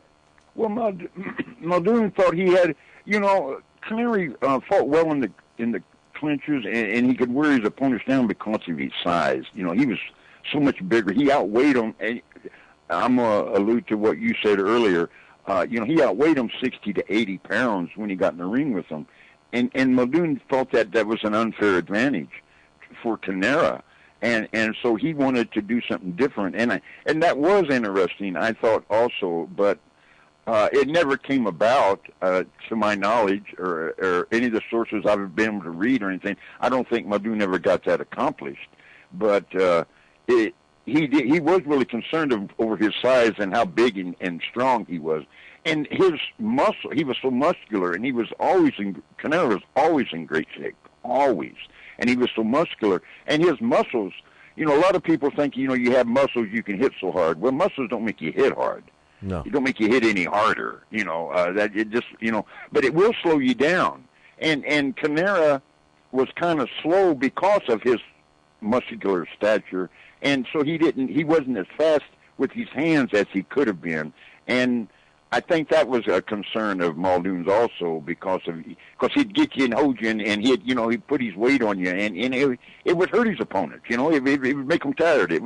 And that's how you win fights. They still do that today. Right. They lean on a bigger guy will lean on his opponent and try and tire him out. And I think that, assuming that there was no, underhand or corruption behind that, I think that the fact that William Muldoon, who was the New York State Athletic Commissioner at the time, because he was even looking to change rules for these bigger men of the time, I think that speaks volumes about what they thought of Primo Carnera. I honestly believe a lot of the perception of Primo Carnera came after his career was over, and primarily when Harder They Fall, when the book came out, and then ultimately the movie, because that really showed you they depict him as being a talentless, nothing, and all fixed. And I don't believe that was all the case. But hey, listen, like I said, this was a guy, and in a nutshell here, as we wrap it up, this is a guy who fought everybody that was available during his era. Fought and won, continued on his career. He amassed 88 wins for his career, 71 by knockout, 532 rounds as a pro with a 69% knockout ratio, which is pretty damn good. He did have 14 losses, was only stopped 5 times. 3 of those were towards the end of his career. Tony mentioned the one early on in his career. Listen, 6'5.5", 85-inch reach. The guy had he weighed about 260 pounds when he fought. Sounds very familiar to me. almost sounds like a Lennox Lewis or a Vlad Klitschko. And Tony made a great point earlier about, these guys doing the same thing he did. And everybody regards them as great today, and they regard Primo Carnera as a bum that was just hand-fed fixed fights, which, hey, it's long over with now. All I know is, as a nation, Italy, why would you want to stamp on a guy if it was a foregone conclusion that he didn't achieve what you thought he achieved on the up and up? So I have a tendency to agree with Tony. I think that Primo Carnera, was he a great fighter just like Tony said? No. Was he the best ever? No. But I think that in comparison to some fighters of today and even fighters that have come along the way for the last 50, 60 years or so, I think this guy deserves more credit than he's getting, Tony. Oh, absolutely. And one thing you mentioned about the movie, the bigger they are, the harder they fall, was a movie about Primo Carnera. That's true. But I think this is an interesting point, and I hope the listeners agree. Primo sued the movie company for misportraying him in the movie, and the judge denied Primo the win because they said they had a right to tell a story, and they were just telling a story. It may have alluded to you, Primo, but it was just a story. It was a Hollywood story. So all that stuff in that movie that people watch it and draw their conclusion on Primo ought to do a little research and find out that was just a movie and it wasn't completely true. Yeah, he was connected with the underworld. Yeah, he was broke as a heavyweight champ, and they broke him. And I think that he was paid after the Sharkey fight $37.60 because he stole all his money. But that movie was just a movie, and it wasn't all true. It was just based on a man that gets little credit, and they wanted to make some money off of him. I mean, we're way over our time now, but it's funny how fighters and people perceive management and promoters from stealing money from them, because and this is a message to all the young fighters out there. If you sign a deal with a promoter or a manager, and they start giving you some cash, hey, you need some spending money, you need a car, you need an apartment, you need this stuff, it's easy to assume that they're giving it to you out of the goodness of their heart because you're gonna be a great fighter. But the truth of the matter is it's a loan.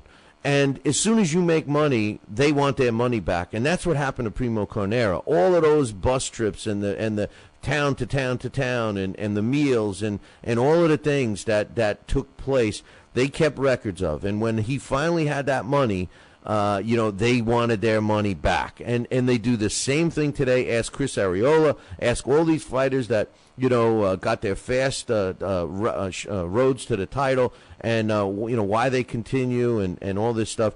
It's the same way. Nothing's changed. Nothing's changed. The people that fought for Don King. Well, and Don King, that's a whole nother issue. Everybody always assumes that Don King always screwed everybody. I'm sure he has, and I'm sure every promoter on every level has one way, shape, or another. But there's also the fighters sometimes are to blame. No, that's not what I was saying, Billy. What I mean by ask Don King made loans and gave money out and stuff.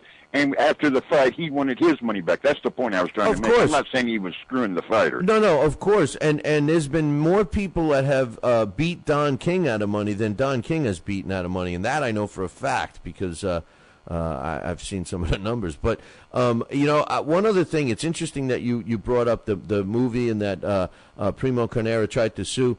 The same exact thing happened 50 years later. When Rocky came out, and Sylvester Stallone did the story of Rocky, Chuck Wepner, that's correct. Yes, sir. And that's not only Chuck Wepner's story, even some of the sequels were Chuck Wepner. Now, Chuck Wepner tried to sue Sylvester Stallone as well, and it never reached the courts. They did a settlement outside of court. It just recently went through, and I say recently over the last 8 to 10 years, and Chuck Wepner did get a chunk of money if he would just drop it, and apparently that's exactly what happened. So I guess the laws have changed a little bit, And if you blatantly steal somebody's life that Chuck Wepner was able to prove, look at my clippings, look at this, look at that, he must have had enough of a case to have Sylvester Stallone throw him some money. And from what I understand, it was at least $1 million. So, hey, what goes around comes around, right?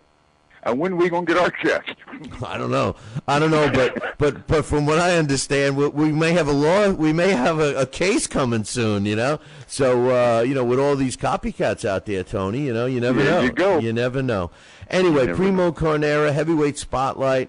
I think the bottom line with this guy is, was he a superstar? Was he one of the greatest ever to lace on a pair of gloves?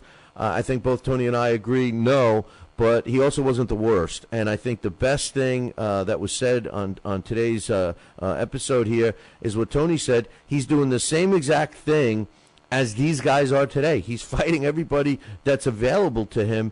And why do we make these, consolations or excuses for the fighters today where you can only judge them on who they fought, who was available, when Primo Carnera did the same exact thing? And I think that's the way we should end it, Tony. Let's end her.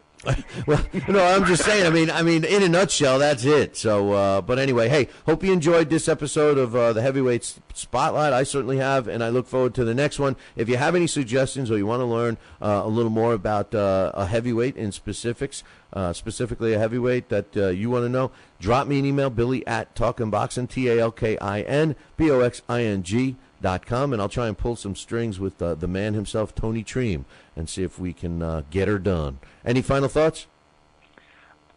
Billy, it was a great show, I think. I hope that Alex it answered some of his questions, and it satisfies his need to learn about the greats of the past, and hopefully we did our job today. Well, hopefully everybody enjoyed it, and until next time, we'll see you later. Ciao, baby.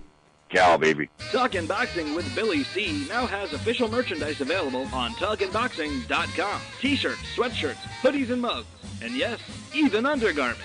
Talkin' Boxing apparel is the perfect gift for the boxing fan in your life. Log on to www.talkinboxing.com. That's TalkinBoxing.com and place your order today.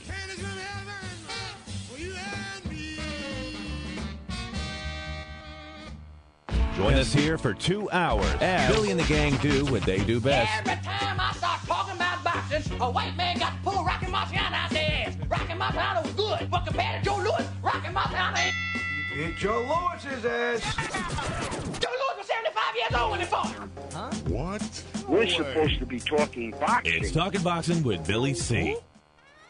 As Billy C. sits here in the multi-million-dollar Talkin' Boxing studios, sipping a fine wine before you're even out of bed, you should be thinking, damn, I wish I had a mustache like his. It's the Talkin' Boxing with Billy C. show. He's Billy C., and you're not. Sucks to be you. Now let's dig into our archives and hear a rare interview when Billy C. first became the champion of boxing talk radio. Hello, Billy C. As the new champ, can we ask you a few questions? Why, certainly. Okay, your fans would like to know how you and your corner have successfully walloped the competition. We're not ordinary people. We're morons. Anything else? I'm a victim of circumstance. Did your success finally come when you made the show 5 days a week for 2 hours? What do you think? I'm trying to think, but nothing happens.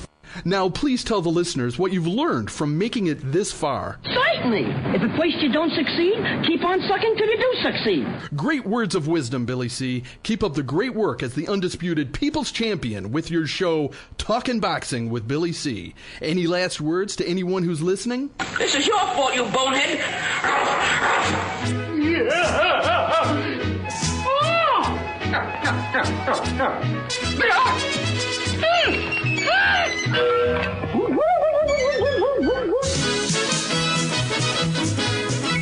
And we're back. You are listening to the Talking Boxing with Billy C. show. You're watching us on the Fight Now television channel. For all the information about the channel, you can find it on the website, www.fightnow.com.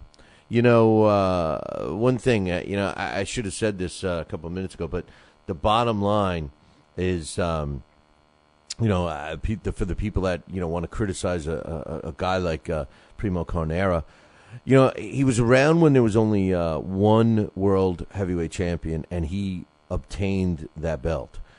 And all I can say is, and I'll just grab one name, Hasim Rahman was a world heavyweight champion too.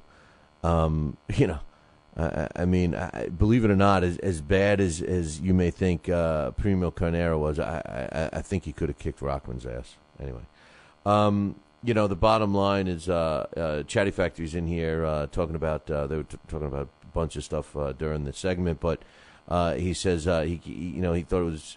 He can't believe about Galata and getting warned and still doing the low blows with Riddick Bowe. I'll never forget. He reminded me when I read that. I'll never forget the post-fight stuff. Remember when Lou Duva and Andrew Galata they were complaining that Riddick Bowe was full of BS. About the pain of that, and they demonstrated how a protective gear worked, and they had Galata standing with protective gear on the outside of his pants, and Lou Duva took a baseball bat and was swinging it as hard as he could and landing it flush on the protective gear, and Galata wasn't being phased. The issue though is that usually the pain that comes from a low blow gets underneath the cup, gets underneath that protective gear that's in the front. So there's no protection under there when you're are in there. There's no protection. So anyway, I want to give Floyd some credit right here. Nothing about him in the ring or anything like that. Today, you guys beat up on Floyd a little bit. And I certainly love every minute of it. I'm not going to lie. But Floyd does do some good things every now and then.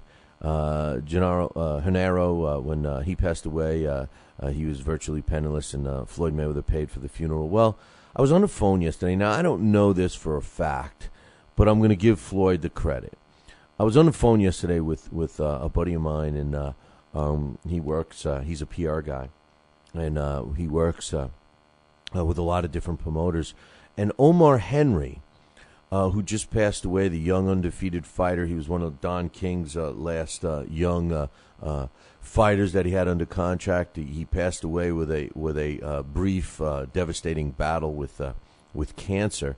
And we all lost a possibly a future star with Omar Henry.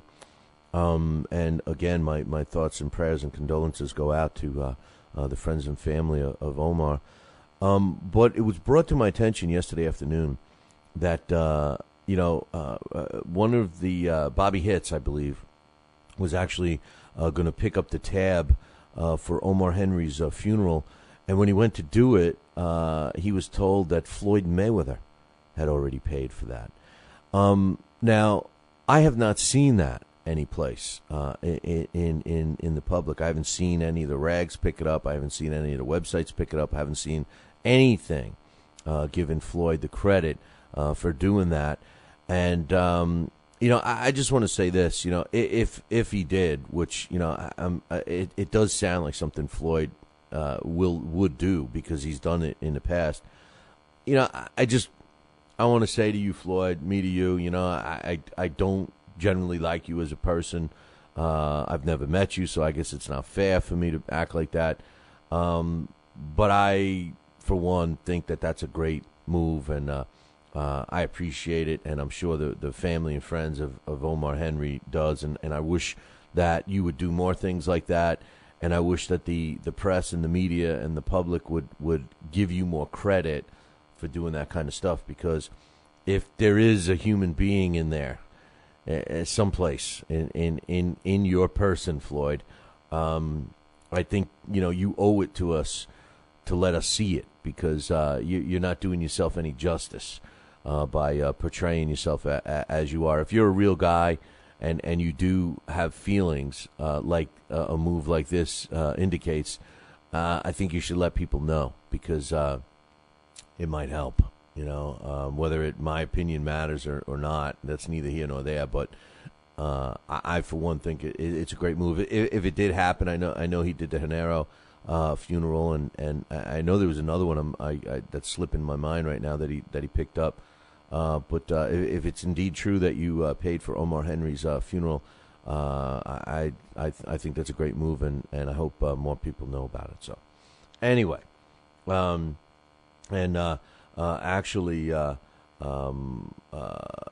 Robert Ryan, you're talking about that wasn't with the setup. That wasn't with Barbra Streisand, was it? Is that what you're talking about?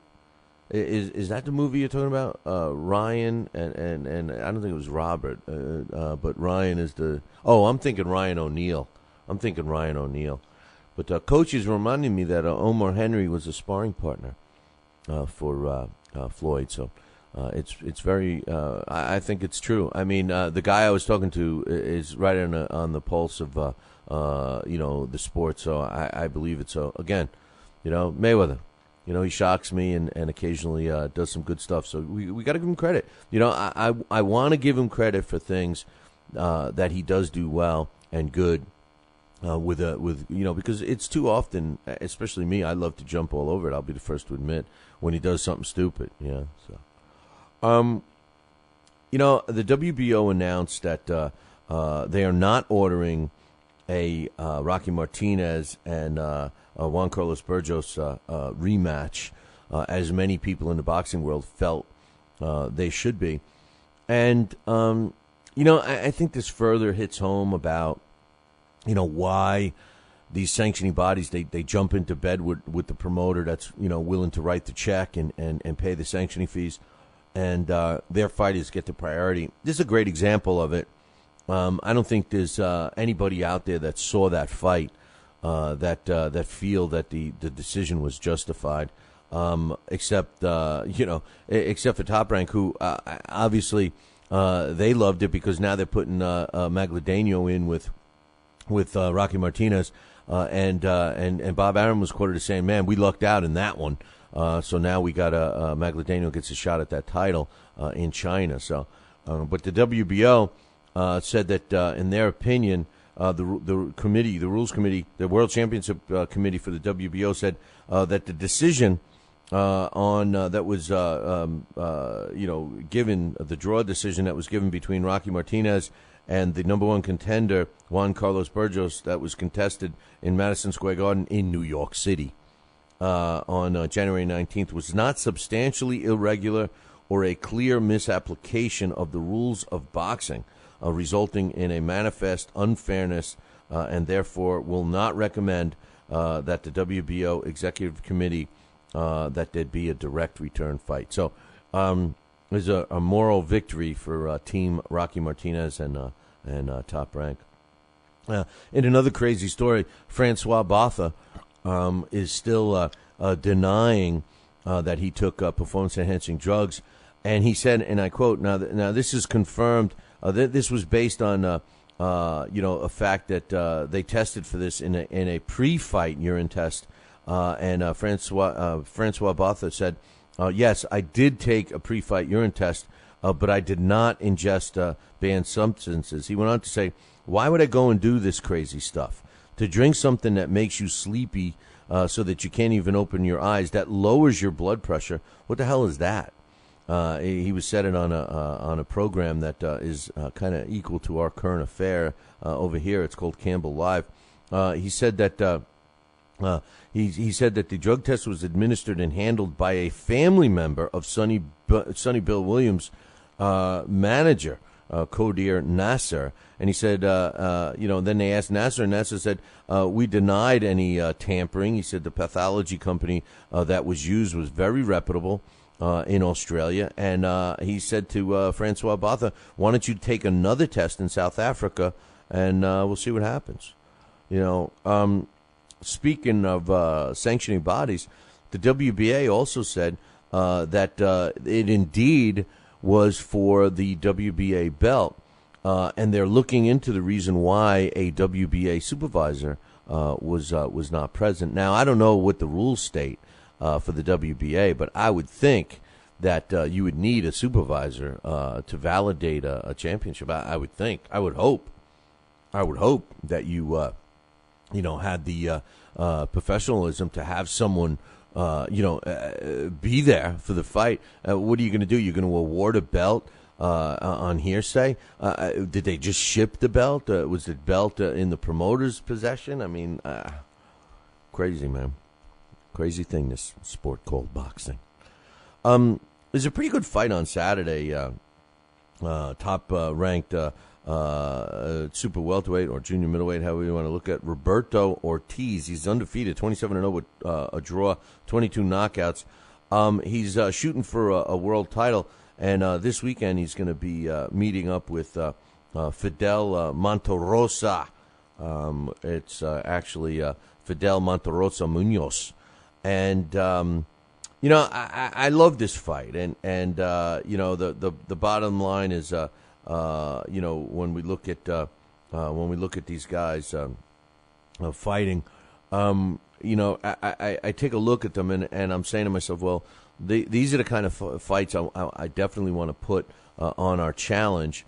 And when you look at Fidel Monterosa Munoz, he's got a record of 29 wins, 23 coming by knockout. He's got 6 losses. He was stopped 4 times. He's only 24 years old. My only concern with this guy, he's already got 160 rounds as a pro. He's 5'9", very evenly matched on paper, these two guys. But the only thing that I'm concerned with on this is that when you look at his record, he was stopped 4 times of his 6 losses, but they all have come relatively recently. In 2011 was his busiest year, and he got knocked out a couple of times in 2011 by some decent opposition. Claudio Oldemendo and also Fernando Castaneda both knocked him out. And then his last 2 fights, which he had 3 fights in 2012, but his last 2, he fought and got knocked out by Pablo Cesar Cano, who we all know and love now after watching him in a couple of good fights. He was knocked out in the 9th round by him in May of 2012. And then his very last fight in November, he fought Alberto Mosquera, who was undefeated, 18-0 at the time with a couple of draws. Now, originally, the original verdict of this was a 10-round decision victory for Fidel Munoz's opponent, Alberto Mosquera. However, the fight, if you look it up on BoxRec, you'll see that the fight has been changed to a no contest, and the reason is because Alberto tested positive for weed. So they reversed that decision to a no contest. Now, the favorite in this fight, Roberto Ortiz, he's currently the WBC silver junior welterweight title holder. He's got 27 wins, no losses, and a draw, 107 rounds as a pro.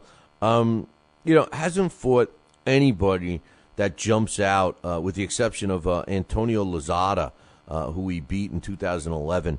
He does have a win over Carlos Urias too, and Cesar Chavez. But it's good. But here's the funny thing, and I find this interesting. This guy's ranked number 52 in the world as a junior welterweight by the way the computers work, and yet he is he's a holder of a belt of some sort. So what does that tell you? What does that tell you? Either it tells you one of two things.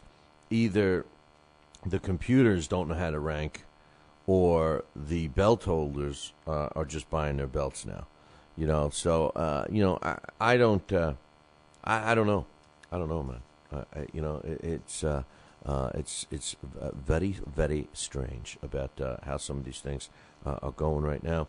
A couple of quick notes I want to pass along. Ivan Reddick and Charlie Ota, who's going to be fighting next Thursday on the Broadway boxing card. They finally got named their opponents. We got Ivan Reddick and Charlie Ota are going to be facing the following guys. Ota is taking on Abel Perry, who isn't a bad opponent, 18-6 with 9 knockouts. And Reddick is taking on Sergio Rivera, who's, in my opinion, not quite the same level as Abel Perry, even though his record is similar. He's got 27 wins, 10 losses, and a couple of draws. So that's who's going to be fighting next week on the Broadway boxing card. And this weekend at Mohegan Sun, our very own Alex Papali is going to be covering the fights. And the co-main event, and also one of the fights that are going to be on the broadcast on ESPN, is the co-main event. Bayan Yargel against Chris Howard will be headlining the co-main event. So I'll be looking forward to that fight. Unfortunately, I'm not going to be around. Otherwise, I'd love to be ringside for that. I happen to love going to the fights at Mohegan Sun. I think that they are great fights. Coach is saying the fight of the weekend: Amanda Serrano against Wanda Pena. In the DR. What's DR mean? Where's DR? Amanda Serrano. I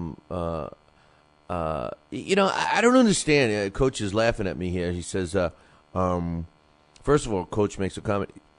Excuse me. He says, I think Martinez will beat Magladano.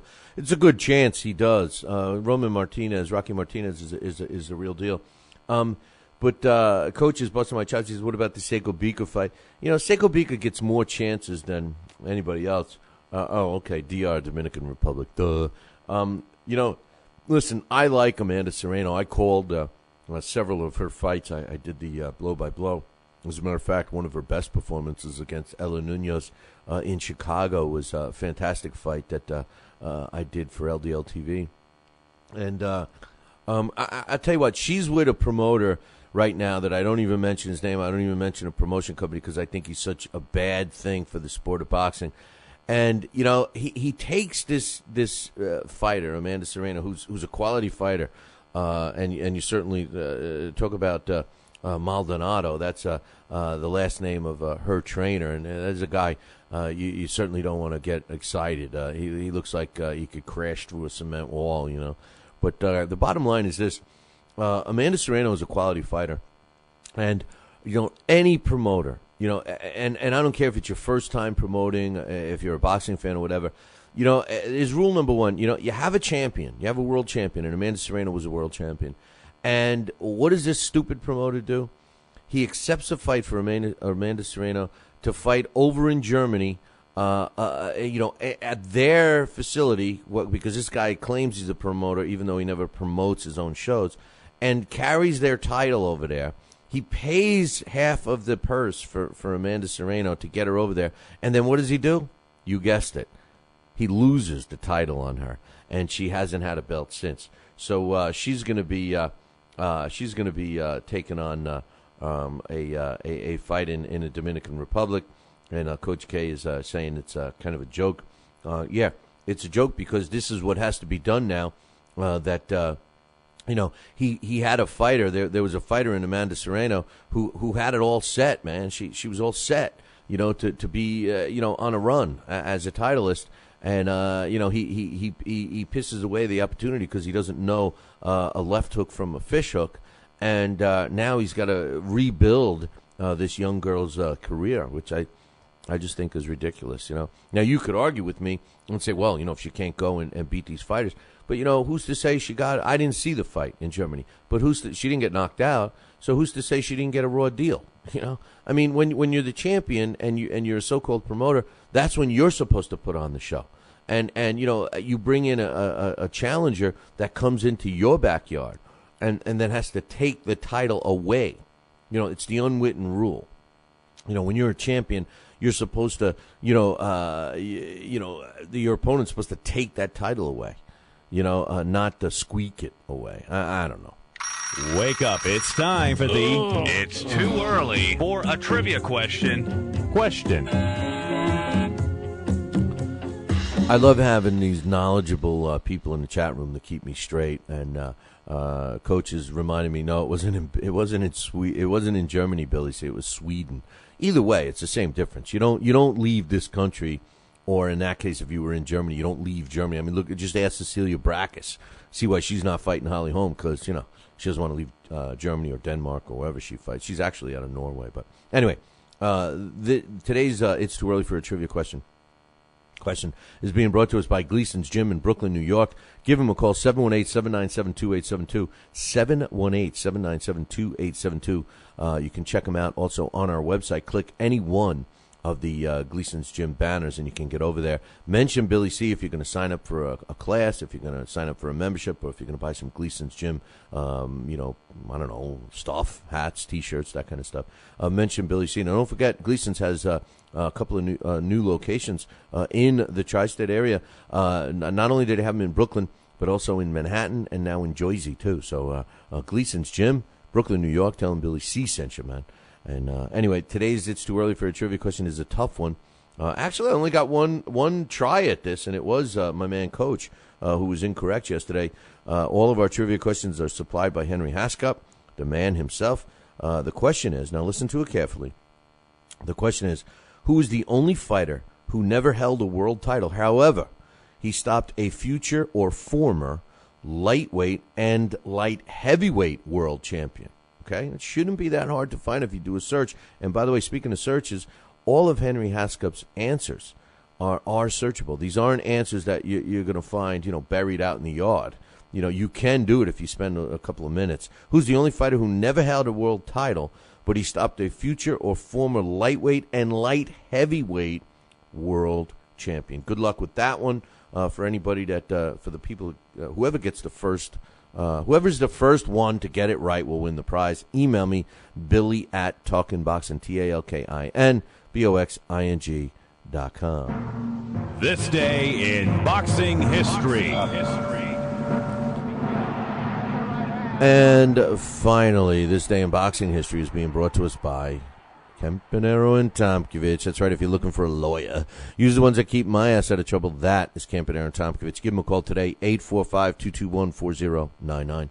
845-221-4099. Let Campanero and Tomkovich knock out your legal problem. 845-221-4099. And don't forget, for all the guys listening, Campanero and Tomkovich specializes in having you win the child custody cases. So check them out, 845-221-4099. On this day, February 12th, in 1934, Teddy Yaritz wins a 15-round decision over Jimmy Smith to win the Pennsylvania World Middleweight title. And that took place on this day, February 12th, in 1934, in Pittsburgh, Pennsylvania. Yes, they had a bunch of other titles back in those days, too. It was a world title, but that's what took place on this day. On February 12th in 1934. Hey, man, that concludes our show for today. I got one more thing to say.